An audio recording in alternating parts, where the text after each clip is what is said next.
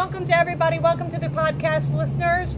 Welcome to the Facebook. Welcome to the live audience. Yay! We got Maud up here, and she's going to sing this song because she knows it. Isn't that right? Isn't this true, Maud, that something's going to happen and it could be good? It always does. It always does. So here we go. Sing along in the audience if you know it. Sing along in your homes and your cars. Ready? Something's going to happen and it could be good. Something's going to happen and it could be good. Something's going to happen and it could be good. Something's going to happen like we knew it would. Oh, yeah, well, things will change and leaves will fall and it will rain, transformed before your eyes with no time for chasing. Why me? Why did that happen to me? Oh, you never know just how life is gonna go. Jump in your boat, row, row, row. Jump in your boat and row, row, row. Something's gonna happen and it could be good. Something's gonna happen and it could be good. Something's gonna happen and it could be good. Something's gonna happen like we knew it would. Oh, that's right. Oh, yeah, you gotta aim high and go for your pie in the sky. Go ahead, trust yourself. Everything will right itself. It always does. Oh, yeah, well, life's a stream, so go ahead now, follow your dream. Jump in your boat and row, row, row. Jump in your boat and row, row, row. Something's gonna happen and it could be good. Something's gonna happen and it could be good. Something's gonna happen and it could be good. Something's gonna happen like we knew it should. Woo! Well, thank you, Why, Laura. thank you for singing. Come on in, everybody. We are so glad to be here in Fredericksburg at the beautiful downtown Greens. We got up this morning. There had been a storm and there were fallen branches, but we got all those cleaned up and drug away just in time. We have Maria from Juan More Tacos who's going to talk to us about tacos and things, perhaps other things. We have Harry Wilson, and he is going to vibraphone us. And then we have Sarah Perry from Downtown Greens talking about Downtown Greens a little bit. So without further ado, let's get Harry up here. Come on, Harry. Harry Wilson, come on around. You have to negotiate the landscaping to be on the show today. We're going to clip this. We're trying new things by clipping on new little, see if that works for us. Hopefully we got some, all right, Harry Wilson. Yes. Pleasure to see you. Oh, yes. Now, you are wearing your Downtown Greens t-shirt because you are an #1 Downtown Greens volunteer in music. I hear you played music for the Fork-It-Over Festival. Yes, I did. Well, that's so kind of you to go out of your way to play for the community. Now, when did you start playing music, Harry Wilson? I started playing music somewhere back in the early 60s. Early 60s? Yeah, say 68. And what was your first instrument? The congas. The congas. Ah. And when did you discover a vibraphone? Well, I was in a band, and they all was tuning up their instruments. You know, tune the A440. And I said, well, I want to tune up too. They said, well, you just tune your instrument, tune up with the keys. Yeah. So I said, I need to go further than this. So I went on and got a set of vibes. Well, I mean, why'd you jump from congas to vibes? Because That's I'm crazy. a How do rhythm and soul is in my blood. Ah. Rhythm and soul is in my blood. And the spirit is always there. And the spirit is always there. And you have been playing what kinds of different music? I played, early in life, I played rock and roll with the Philadelphia Delphians. The who's? Philadelphia Delphians. The Delphins. Yes. Okay. That was So, your rock and roll period. And was right. that in local around That here? was Philly. Oh, in Philly, right. Yeah. When did you come to Fredericksburg? I came to Fredericksburg about 30 years ago. And what brought you to Fredericksburg? My fiance. Oh, love. That happens a lot. Yeah. And once I got here, it was fantastic. I said, I found my melting pot. All right. And you've been playing music ever since? Ever since. Now, when did you get, we all were at Market Square last Friday. You played the Market Square with a big jazz band. Now, when did jazz become your thing? It came early around the 78 when I met Sunrise Orchestra. Ah. And they influenced me so much. Where did you meet them? In Philly. Ah, just like at a barbecue or? It was at a fortune teller's house. Really? Yeah. And what did this fortune teller tell you? Well, I wasn't being interviewed by the fortune teller. Somebody else was in the band. Oh. And so it was just my fortune that I met him right there on the street. And from there, we took it another level. I'll be darned. See, when you go to a fortune teller, maybe you can just accompany your friends. You don't even have to be the one. Now, am I correct in saying that Washington, D.C. has a pretty good jazz scene? Oh, definitely. One an international type of vibe they carry along with the jazz. All kind of clubs up there, venues for jazz, and festivals all the time. And our area here in Fredericksburg, we're growing to a big city, which we're doing jazz music every night in Fredericksburg, 7 days a week. 7 days a week. Well, where's the best spot for jazz in Fredericksburg? Well, I'm a regular here at Kenmore Inn. Oh yeah, the Kenmore Inn always did have nice kind of jazzy music. I'll give it that. Yeah. Now, do you play jazz standards, but you also play originals? Yes, I do. And I'm thinking we should get you to play us something. Would you be willing to play us a song? Oh, most likely. Okay. What you want to tell us a little bit about this song, because we're going to take your lapel mic away from you. Okay. This song is called HWB, which means Harry Wilson Blues, one of my originals. And I recorded this with a bunch of friends here in town. They helped me and they supported me with the album by giving me pointers and things like that. So it's been very, very helpful here with the musicians. Is this on your on this album? It's on the album. Okay, so look, before you get up, look at this. This is Harry Wilson has a nice album here.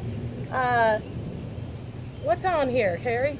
It's called Uptown, Harry Groove, HWB, Red Wine, Joshua's Journey. And those are all original tunes. All originals by me. That's nice. Okay, carry on. Yeah. And Space Beams. Space Beams. Reminding me of my time with something. Oh, isn't that nice? All right, this is available at. Or you can contact HarryWilsonMusic.com. HarryWilsonMusic.com. There we go. All right, let's hear it, Harry. Give us a tune. I'm going to unhook you from this, and Harry's going to walk over there to his vibraphone. We have it set up on the corner, and that is an interesting piece of equipment. Plays it with those little mallets and it's those metals. All right, go ahead, Harry Wilson.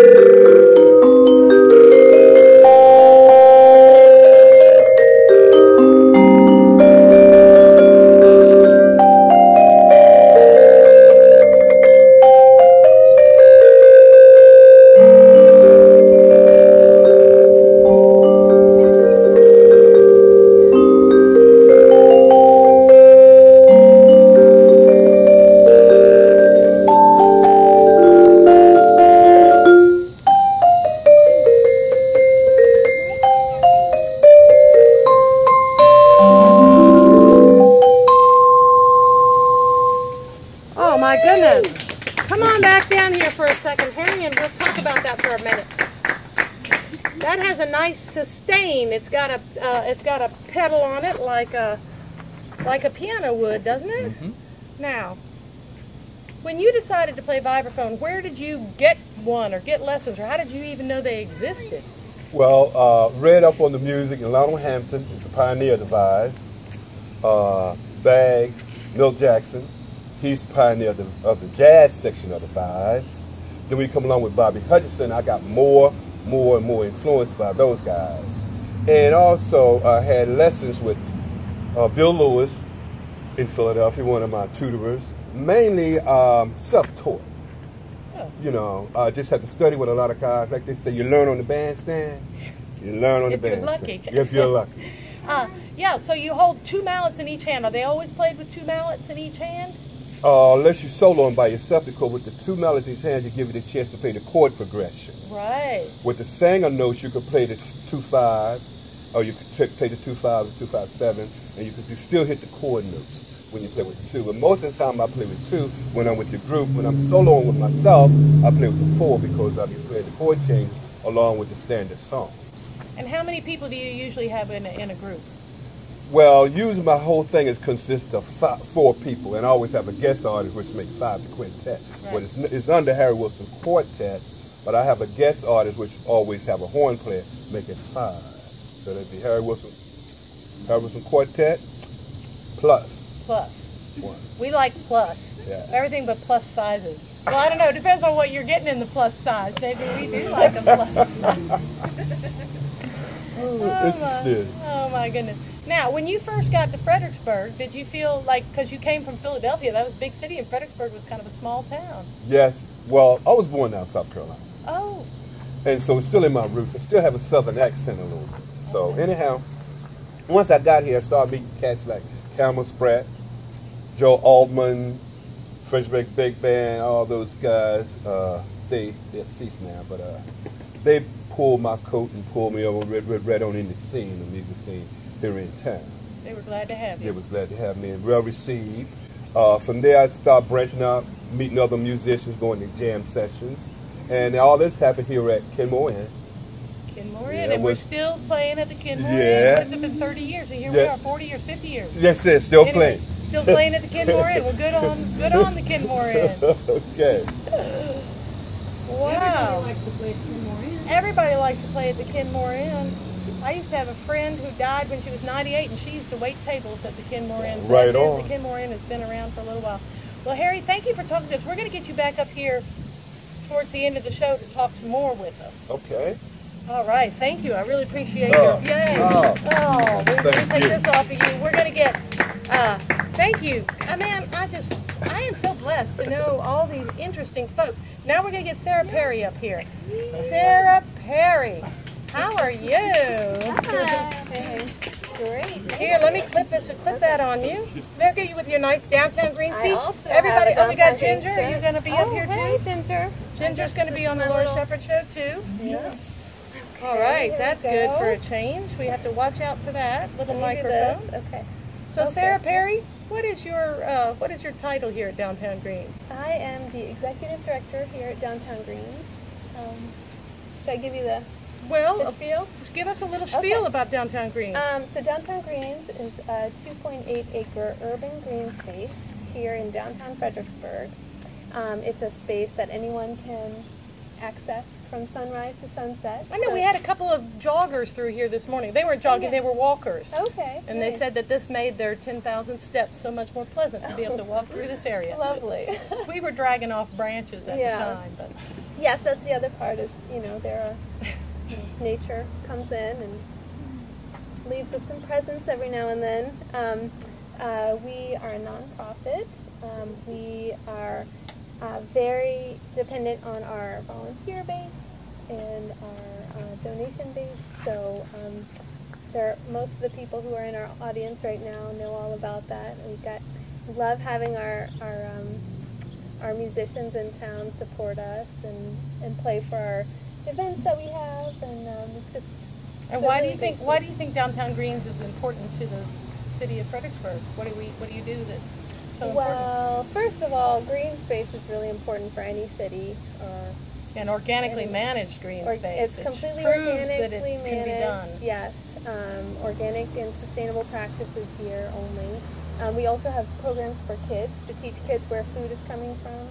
So we have a program for 3rd, 4th, and 5th graders called the Youth Farm Program, and we have another one. Okay, why don't you go sit over there? You want to sit down then? Okay. And then we have another one for the little guys, 0 to 8-year-olds.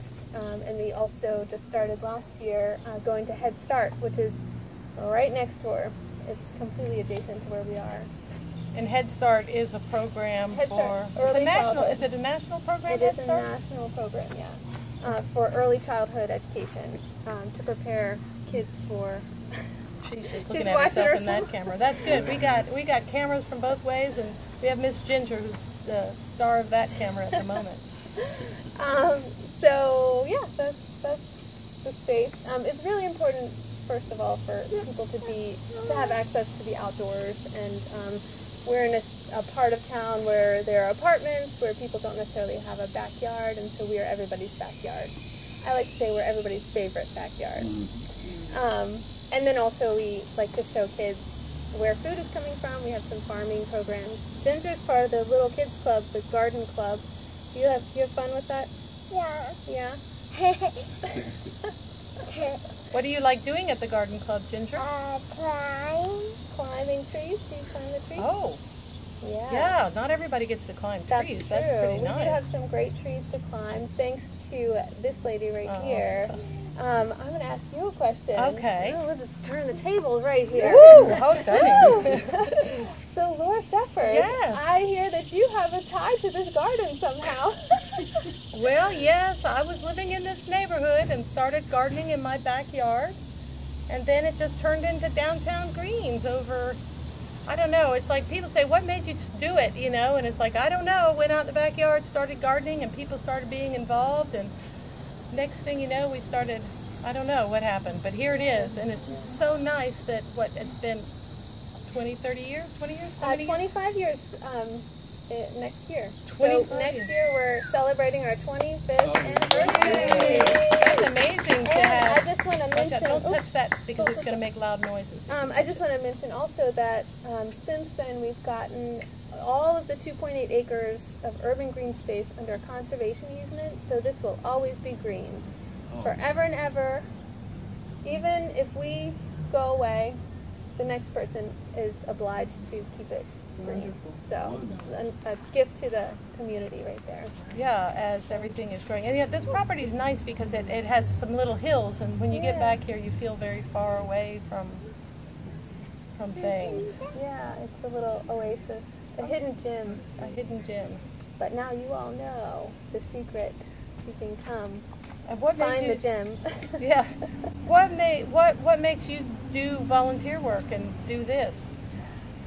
Well, I am not a volunteer, Okay, but I do volunteer for other things. But I really believe in what is happening here. I believe in, exposing children to the outdoors, and I really, really love the programs that we have for the kids to garden and kind of see from seed, and then also all the way to seed. So we harvest the seeds at the end of the season also. We package them so that the kids are getting that full experience of, okay, so this is Plant a the seed, you it plant comes up. you eat it, and you can keep it so that you can plant it again next year. So the whole cycle, which I think is important for kids to know about. Well, yeah, grown-ups too, because we all get exactly. our seeds from the seed store. But really, seeds used to be sewn into the hem of your skirt when you traveled to carry it with you. Yeah, because they were important, right? Yeah. Seeds were valuable when you couldn't just get them off the internet. Yeah. They were.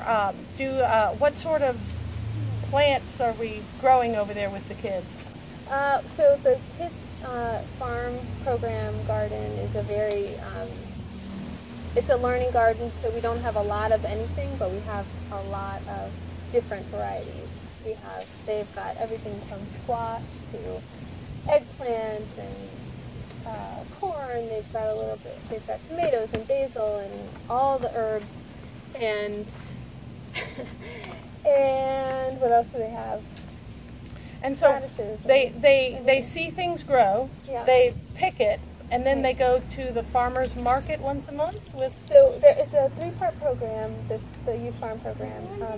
They meet once a week for an hour and a half to garden. They have a healthy snack. They sometimes do a craft, environmental craft sometimes.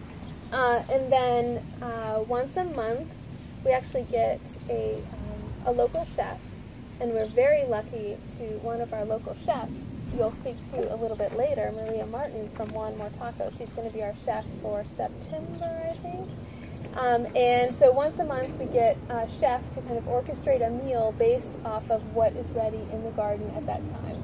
So they kind of do a lot of the prep work, and they figure out what things kids can kind of take hold of. And then when the kids show up for their regular Tuesday afternoon session, they gather the vegetables for that. They come down across the street because our garden is separated by a street.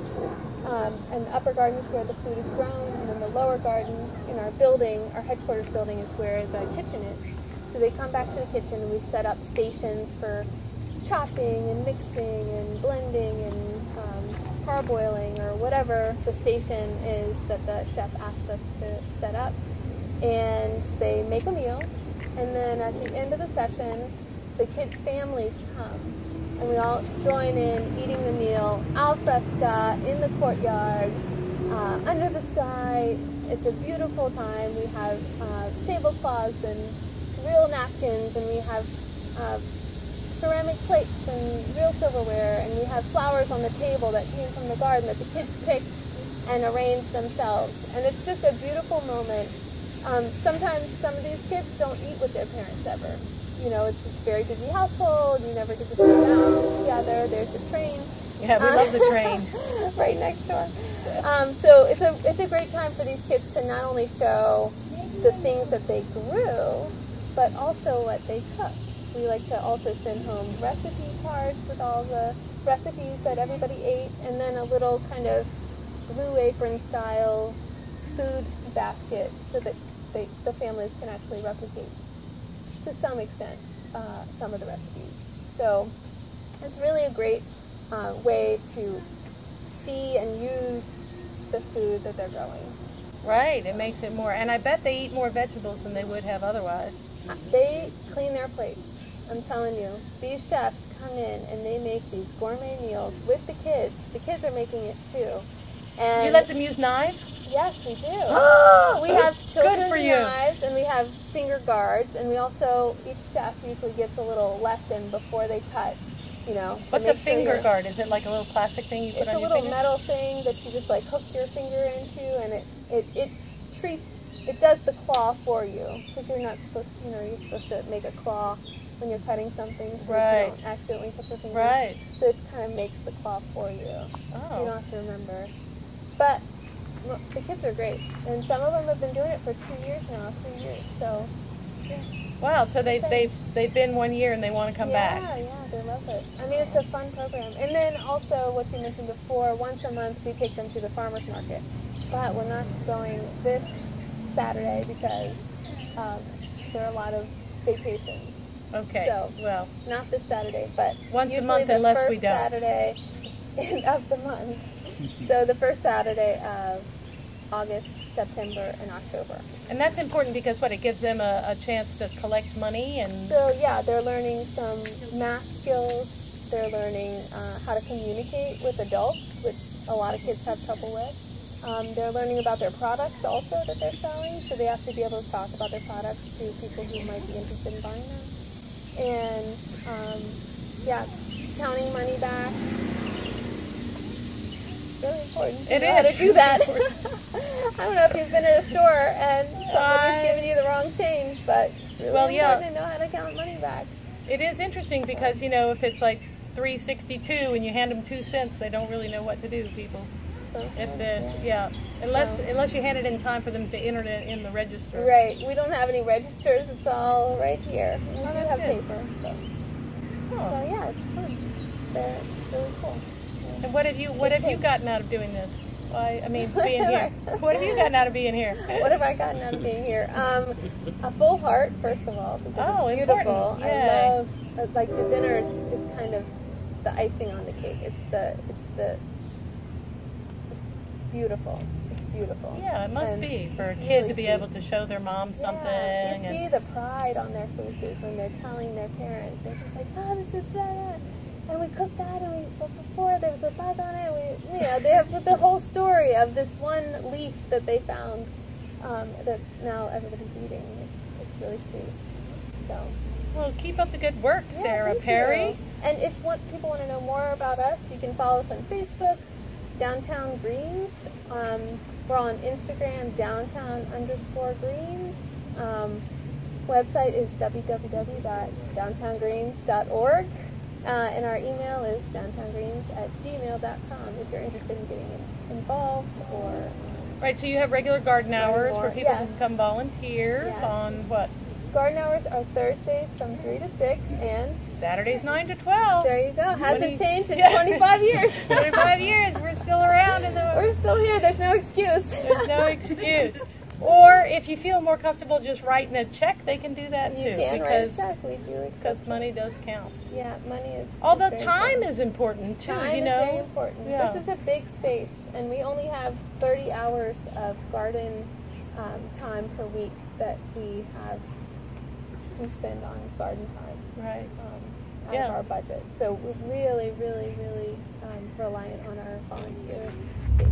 Yeah, for and the it's garden nice work. to have a garden where I hear birds chirping, and if I look around, I see little butterflies flying around, and it's really nice to have public green space that is not just lawn. You know, we have a lot of football fields, which are great, you know, soccer fields, but they're kind of monoculture, so it's good to have something different. Well, There are thank many you. cultures here. Yay, thank you Yeah, so much, thank you so Sarah. much for I having appreciate me. your coming up and chatting with us. Thank We're trying this whole new microphone thing.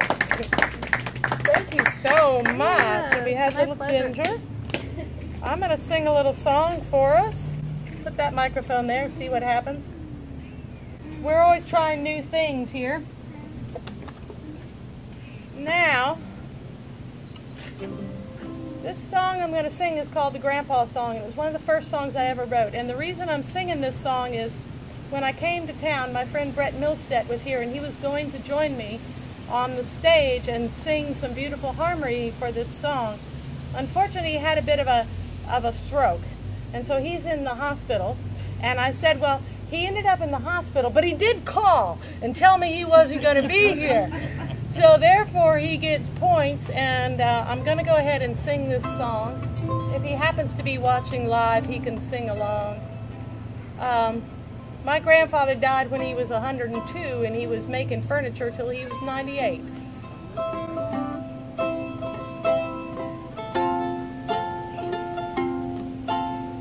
My grandpa, he was born on election day, a Democrat for the world, his people say.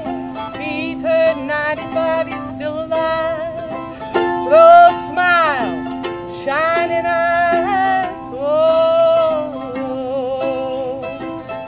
oh.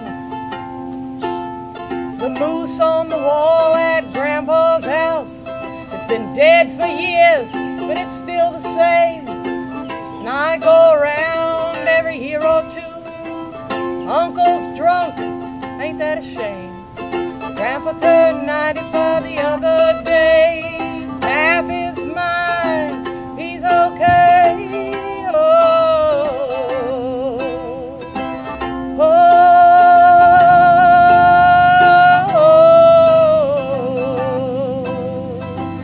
oh, oh.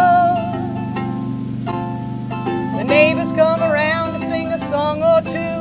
Then his wife throws his clothes out the back door. I don't understand why they live like that. A little less luck, I'd have been there too. Grandpa turned 95 the other day. Half is mine, but he's okay. Oh, oh, oh, oh. Blanche comes around at the cocktail hour. She got a scotch and water and a tail.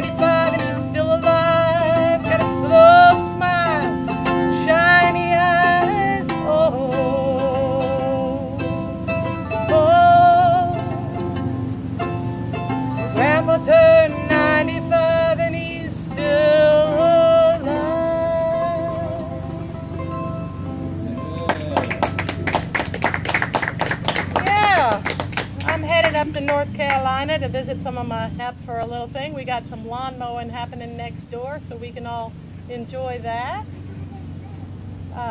It is interesting to be back here at Downtown Greens. Hey, Mike Costa, come up here and tell us a little bit about bees for a second.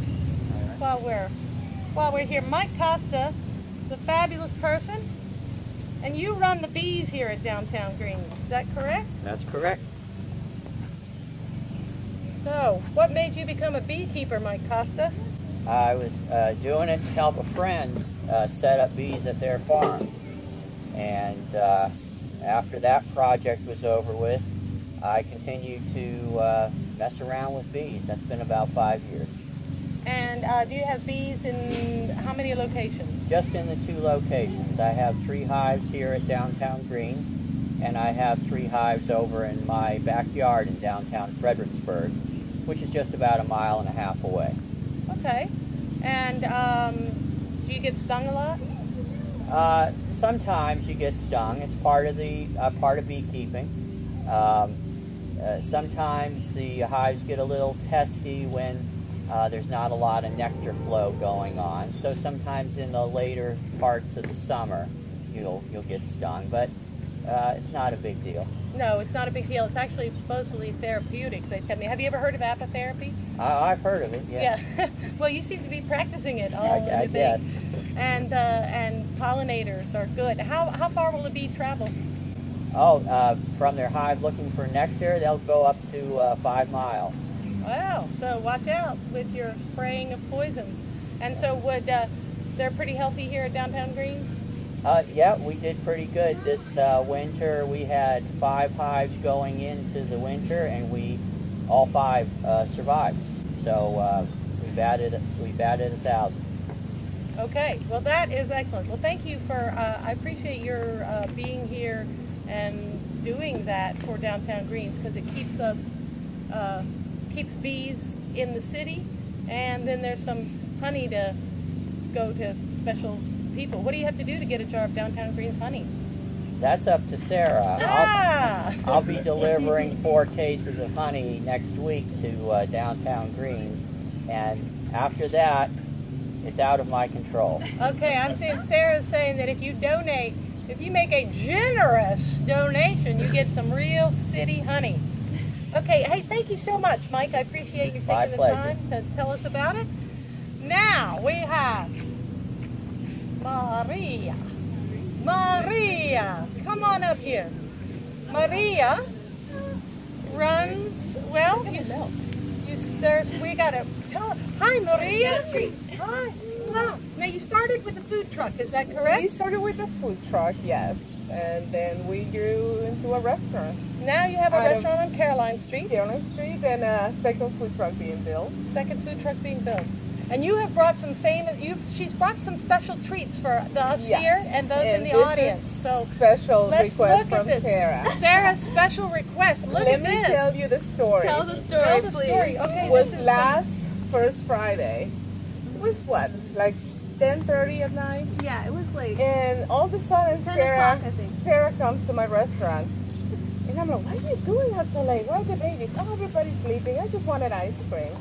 Ice cream. And the ice cream shop across our restaurant was closed. And I'm like, oh, that's so bad. Everybody closes so early. But then I remembered that I had this in my freezer. And what is it? These are tamarindo pops. Tamarindo pops. And we usually have tamarindo pops, or we have mango pops that we make for ourselves, to keep us cool during the day. So I offered her one, and she fell in love with them. Okay, and tamarind, it's a fruit. It's a fruit. It's a tropical fruit. So you just make the juice. Yeah. Put a little sugar, a little honey, whatever you like for sweetener. Yeah. Put them in the freezer. Yeah. People usually eat them like this. Just plain. But we go the little extra. Yes. And we like to put a little bit of tahini and a little bit of the, what is it called? Chamoy. And that is how Sarah tried them. At first she was like, oh, I don't know. But then she couldn't get enough. Yeah, because you dip it and then you eat eat it, and then you dip it, and you eat it. And it's kind of like, spicy. It's spicy and salty and sweet at the same time. So we And have I'm one. going to give some of these Pass away some, to our yeah, friends. pass some out there in the audience. Maria's going to do one for you to see how And we're it gonna works. do one How we do here. it? Now, can we? Are these now for sale at your restaurant or not yet? We have it for sale. If somebody comes and asks, Okay, you gotta sell know. you one. Okay, so you pop the pop out You of the pop cup, the pop out. and you put some of Then- that spice. Now, what is yeah. it? That's red pepper and It has lime juice and jalapenos, I guess. I don't know exactly the spices. yeah, that's a spice. Put that in there. And then you Oh. just dust the cup. Yeah, you dust the cup with And this you one, can even do this before you freeze them. and then pour some of that. Just pour some of the chamoy, depends on how much Chamoy. you like it. And then you just put it back in. You can put this right back in the freezer, or you can just eat them like this. All right, I'm gonna want you try. to I'm try gonna it. try this. Yeah, I'm going to take that one. Now, You can take them home. oh, how interesting! Isn't it cool? That is delicious. It is. It's It's- very refreshing and very different. It's really It is very different. Now, when did you come to Fredericksburg? Fredericksburg, well, I came to Virginia 22 years ago 22 years ago. when I moved from Honduras with my husband, because we got married in Honduras, lived over there 5-6 years, and then it's hard to survive when you're being paid on lempiras, but you're owed money in dollars. So he's like, I can't do it anymore. We have to move. So he moved, you know. Economic refugees. Yes. So Yeah. he moved. I stayed Welcome. behind. Welcome. right? I stayed behind for a year because I didn't want to come. Oh. I didn't want to come here. And he will go every time he came. You know, he could. He will come and visit. And there was a point after a year that he says, I can't do this anymore. You know, you have to come. So I packed my bags and moved to the States. That was 22 years ago, 23 in February.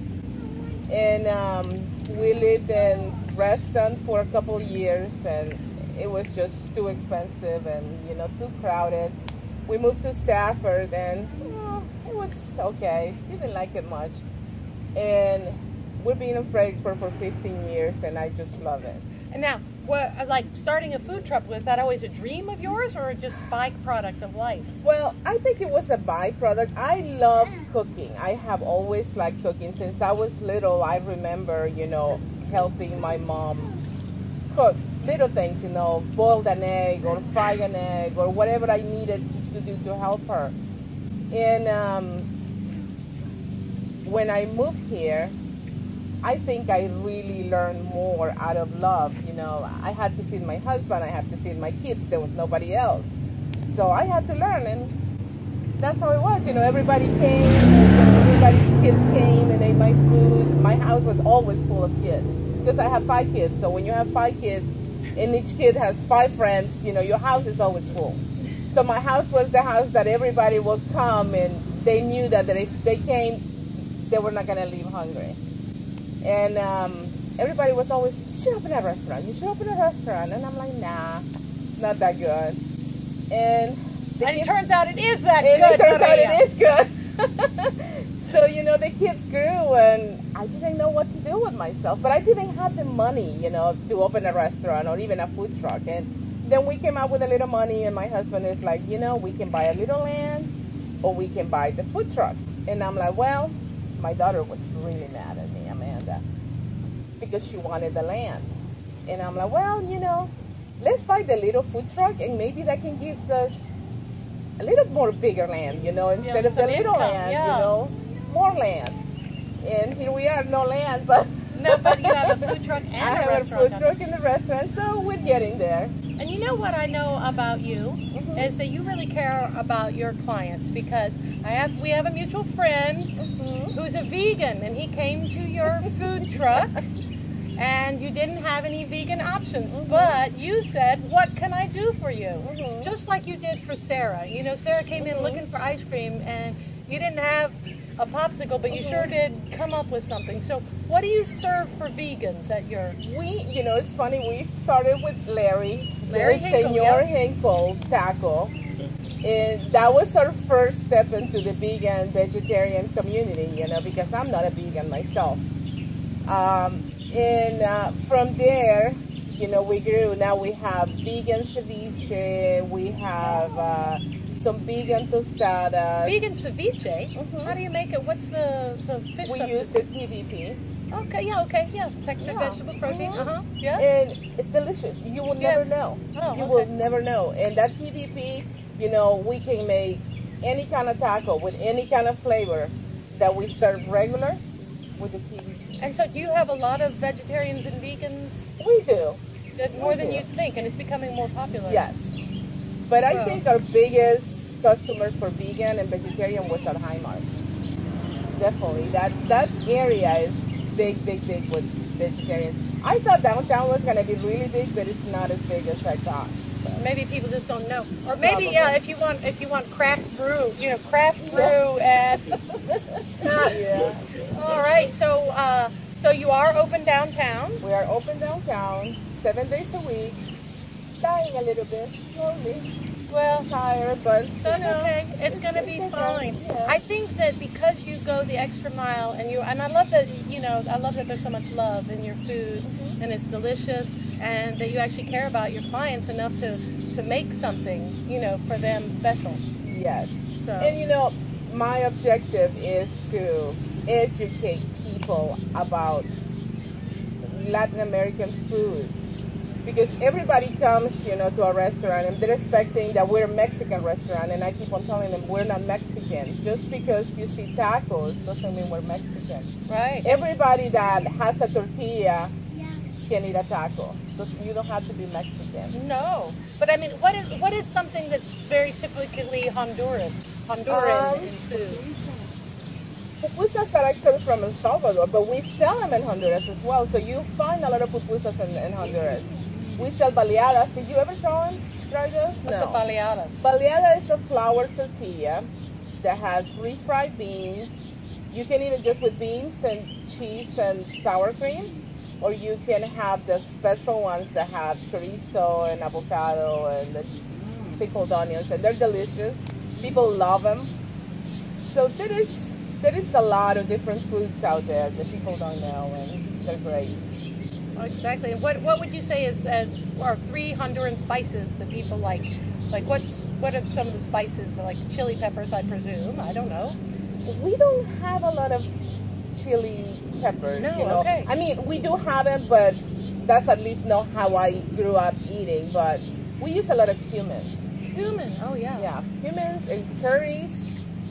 We have a lot of Middle Eastern influences in Honduras on our food. There is a lot of it's a big Middle Eastern community in Honduras.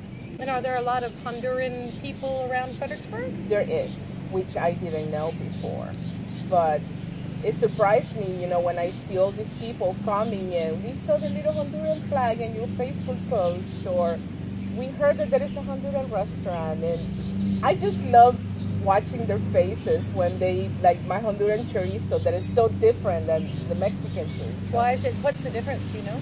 It's not spicy. It's very vinegary. Oh. You can taste the cumins. You can taste, you know, we put eggs on ours. So it's different. It's completely different. It's really good. It's one of our best sellers. Oh, well, there you go. Well, I really thank you for taking the time to come and talk to us. And thank you for caring about your community. And somebody can come in the middle of the night and to your restaurant, and you will pull out of the freezer something that you made for your own family to pass it on. And then this is delicious, people. Yeah. Head down to One More Taco on Caroline Street. What's the address? 826. 826 Caroline Street. And are you open just 7 days a week? Yes. Are you selling these? Yes. We're going to call, she's going to start selling this. I highly recommend this thing, folks. Tamarind is a very interesting taste. It is, yeah.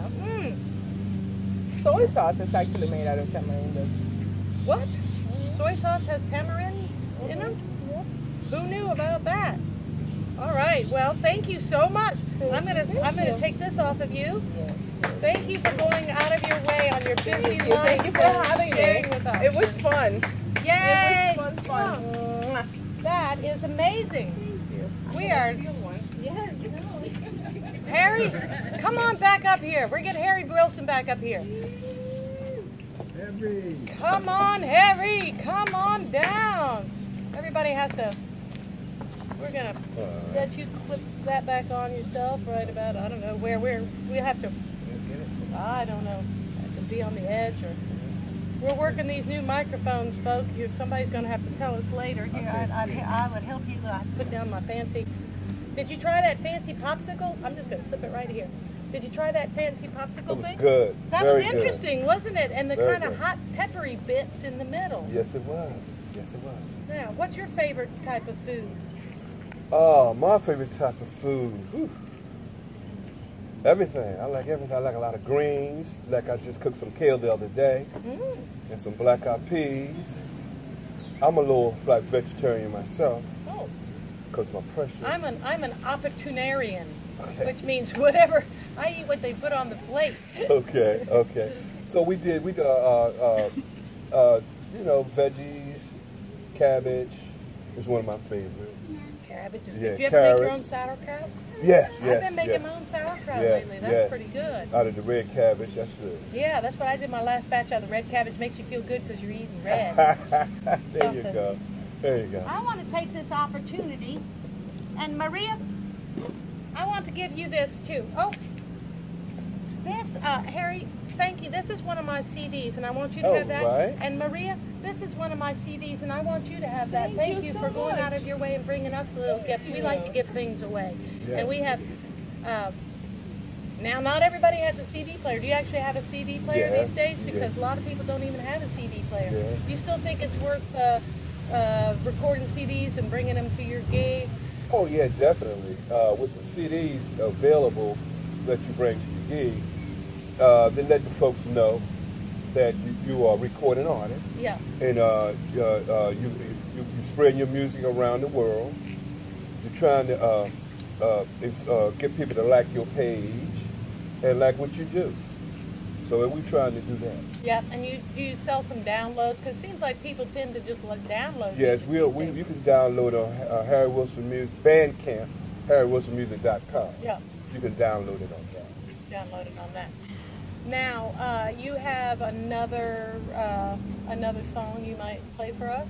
Oh yes, definitely. All right, can you tell us a little bit about it before you take off your microphone? Okay. This song is called Red Wine. Red Wine. Oh, I know this one. Do we get to do some audience participation? I think you get some audience participation in this one. Okay, we're going to try. Okay. Yeah. All right, let me unhook you here. And we'll set that over here and you'll get it later. Okay.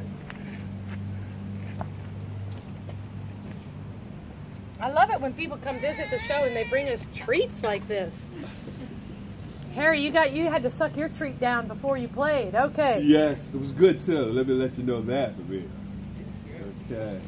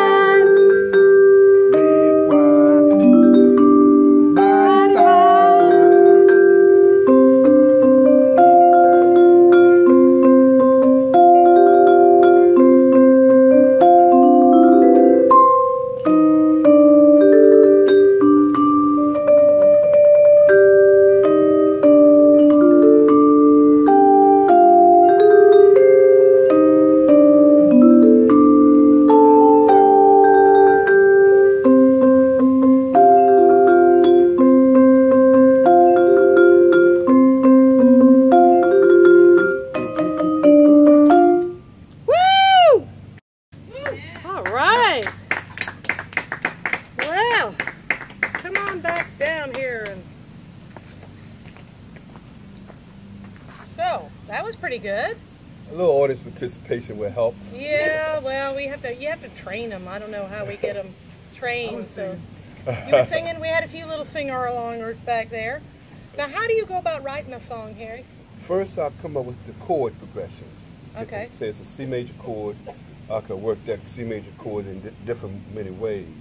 So I can go from the fifth of the note, or to play the 2-5-1 on the C major chord, and I'll work it within those chord changes.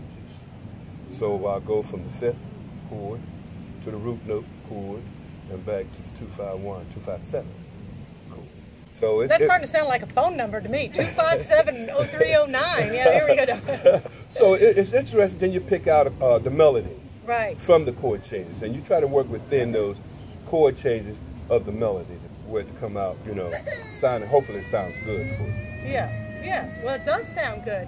Oh, we have some children crying. We got lawnmowers. We got cars going by. This is real life, brother, right here. Yes, it is. All right, you want to do one more number for us? Oh, looks like we got about 7 or 8 minutes left in the show, so I think we have time for you to do one more, and then we'll do a little closing number. All right. Okay. Let me unhook you there, because we're this old.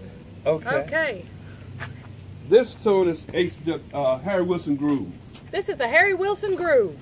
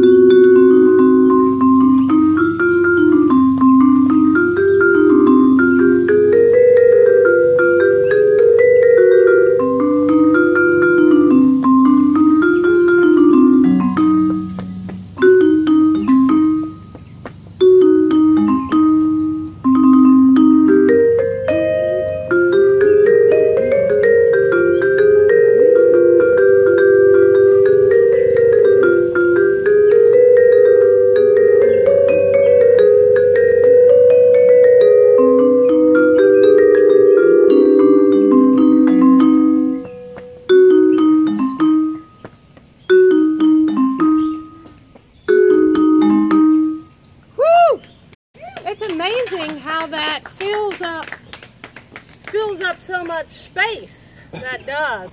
And I guess for those of you listening to podcasts, you can see that online at patreon.com/The Laura Shepherd Show. You can go see it on Facebook there if you happen to be listening and you want a little visual. I think, Harry, you got anything else you want to tell the people? Tell the people something, Harry. Well, I eat ice cream. I'm going to eat treats and let you tell the people something. Well, like she said, Larry Hankel's a good friend of mine, and him and I have been working together for years, working on music. And he helped me organize some songs on this CD. He also was the assistant producer on this CD.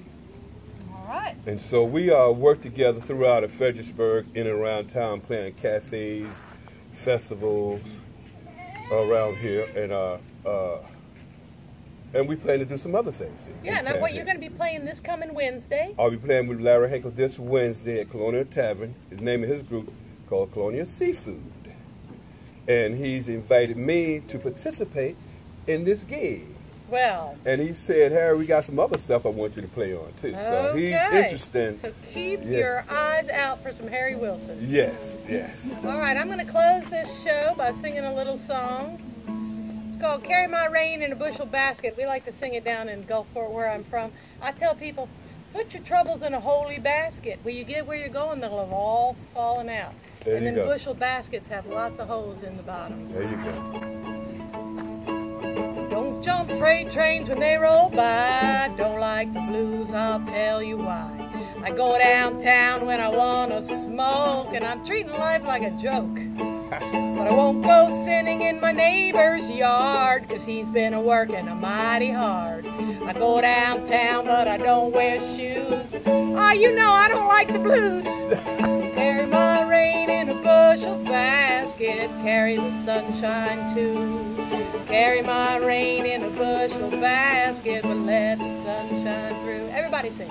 Carry my rain in a bushel basket, carry my rain in a bushel basket, carry my rain in a bushel basket, let the sun shine through. I won't get cross if you smile at me, and I throw my troubles out to sea. I don't wear black or need a heart attack, 'cause we could be happy. How about that?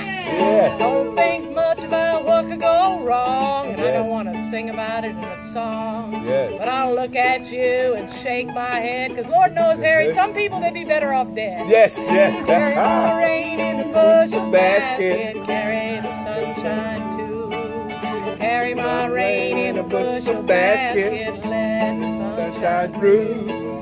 Carry my rain in a bushel basket, carry my rain in a bushel basket, carry my rain in a bushel basket, let the sun shine through. Well, I don't see Saturn when I look at the stars, but I know it's out there and so's Mars. Yeah. I don't think much about the evening news. Oh, yeah. No, I don't sing the blues. You can, but I ain't going to tell you that. Ah, Don't like ham, but I do like toast. I certainly don't care who you hate the most. yeah. And I don't care how it's always been done, 'cause you could give in but still have some. Yeah. Carry my rain in a bushel basket, carry the sunshine too. Carry my rain in a bushel basket, but let the sunshine through. All right, everybody. Carry my rain in a bushel basket, carry my rain in a bushel basket, carry my rain in a bushel basket, let the sun shine through. All right, thank you, Maria. One more taco. Thank you, Sarah Perry and Ginger from downtown Greens, and thank you, Harry Wilson of the Harry Wilson Quartet. All right, thank Support you. something, support somebody. Go out there and support somebody in Yes, your it is. neighborhood. Yes, Do it is. All right, thank you. Thank you. Bye. Okay, bye-bye.